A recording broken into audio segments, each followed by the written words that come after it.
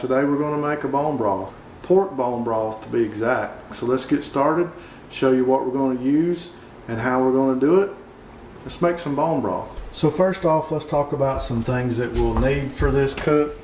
We're going to start off with a 4.5 pound bag of bones that we got back from our butcher when we took our last group of pigs. We'll use a full head of garlic, couple of onions, a large one and one small one that we had left. We use 3 stalks of celery.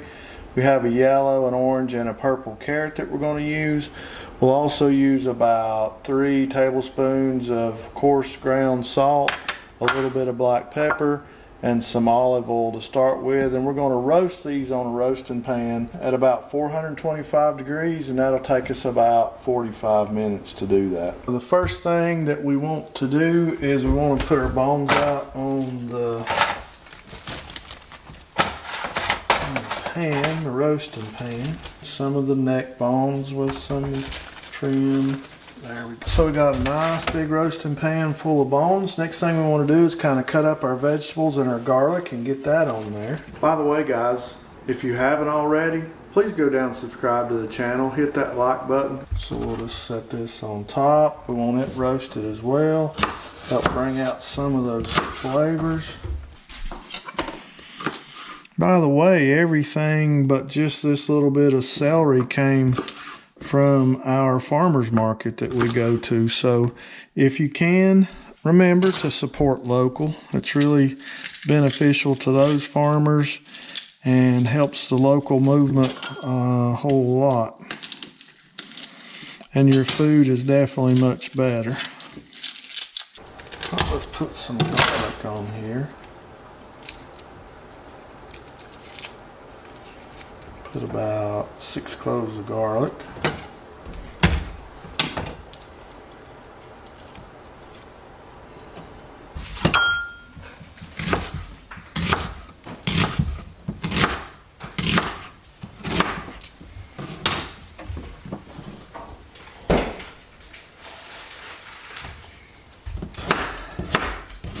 Again, they're not peeled, they're just going in the stock for flavor. We'll strain all that out at the end. Right, so now we have our pan full of bones and full of vegetables. Let's add a little bit of garlic. Let's add a little bit of olive oil to our garlic, to our bones.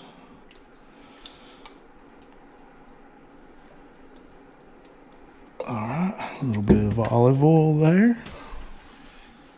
Clean our hands off. And I've got about 2 to 3 tablespoons of coarse salt. I don't want to get too crazy because you can always change and add more to it for the flavor when you use your broth later. But we want a little bit while we're cooking. Help with that roasting process. I'm making a big mess. And we'll do about a tablespoon of black pepper. So now we're going to add this into our preheated oven at 425. That 45 minutes is up now. Let's get our bones and our vegetables out of the oven and get them in the crock pot and get started making that bone broth.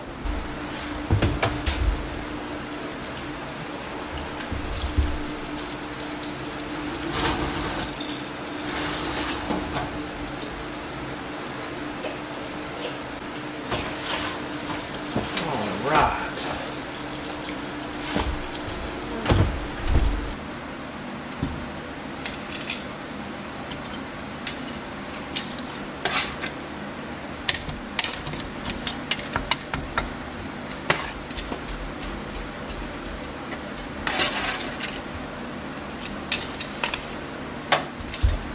We're going to add the juices from 1 lemon in there. And it's not really going to give any flavor. What this is we just need an acid to help break down those collagens in and around those bones and help to bring out some of those minerals out of the actual bone itself, not only the meat that's around it and the marrow, but this acid helps break all that down and bring some more of the flavors out. You could also use a couple of big tablespoons or a couple of glugs of vinegar, white vinegar, or apple cider vinegar. Either way will be fine. I'm going to add the rest of my salt and pepper that I had out already. Now we'll start to fill it with water.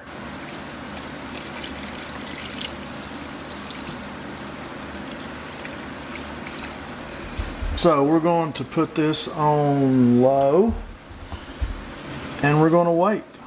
Good morning, guys. It's about 7 o'clock in the morning, but I wanted to show you our bone broth and see how it's looking this morning. It really smells good. I wish you could smell it. So let's take a look at it and see how it's going.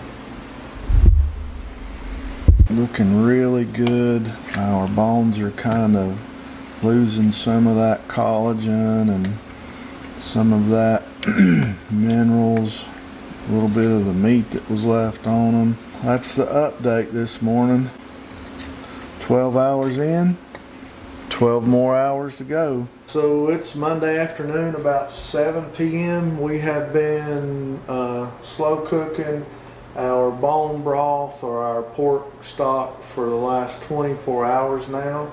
The first thing we're going to do is use like a double borer top strain. We'll get all the big particles out of it.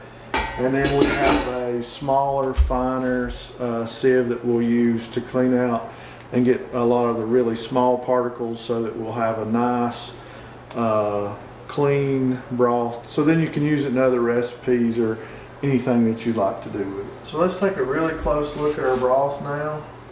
You can see that we're still kind of bubbling and boiling. I would call it a boil, but we're simmering really, really good there. I actually added about 1.5 to 2 cups of water to that around lunchtime or a little earlier today, just to add back some more water that had kind of evaporated. I just wanted to make sure that we get as much stock as we can. So the first thing we're going to do here is start getting all these big pieces out. Some of them we can get with our spoon. I got a set of tongs here that we can use as well on some of those big pieces and clean that up really good. Alright, so now you can see that we did our first filter, and this is what we have left. This is the bones and the meat off the bones and the vegetables that we put in there, so it's quite a bit of that. But then we have this nice stock, probably got a couple of quarts maybe. I'm thinking about quart and a half, something like that possibly. Now that we have those big particles strained out of it, we're going to use another finer strainer that we have, and I'll pour this liquid into this small strainer, the very fine strainer, and we'll see how much liquid we end up with at the end and see how clean we can get it.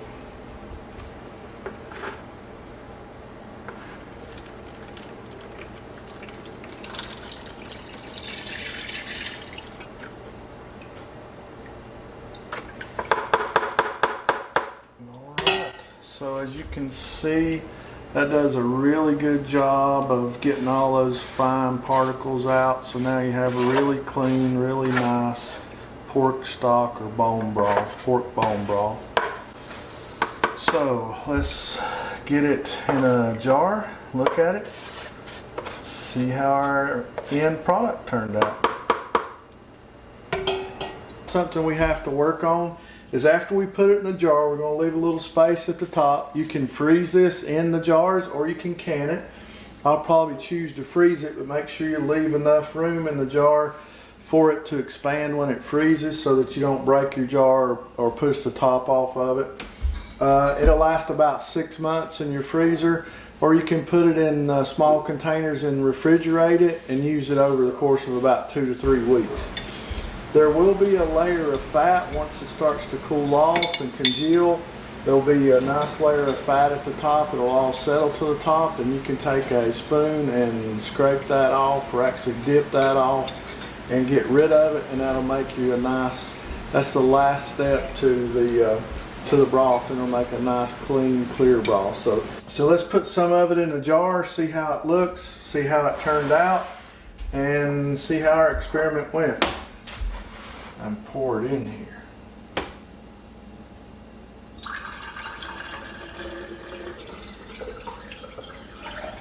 All right, we almost have 2 full quarts. So guys, this is a real simple process. Remember, we just baked it for 45 minutes on 425. We put it in the crock pot, we covered it with water, and we let it simmer for 24 hours on low. Ended up with a nice, beautiful bone broth or pork bone broth that we can use in any of our recipes, or we can even use it in a cup as something to sip on, a nice warm broth on a sort of a cool day or something or other. The reason we did this video is to show you that you can use all parts of those pigs or chickens that you're raising on your homestead or your small farm and end up with something out of every piece of it.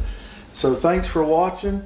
Go down and hit that like button, subscribe to our channel if you would. It sure would help us out. And as always, we'll do it all again tomorrow with a nice jar of wonderful pork bone broth.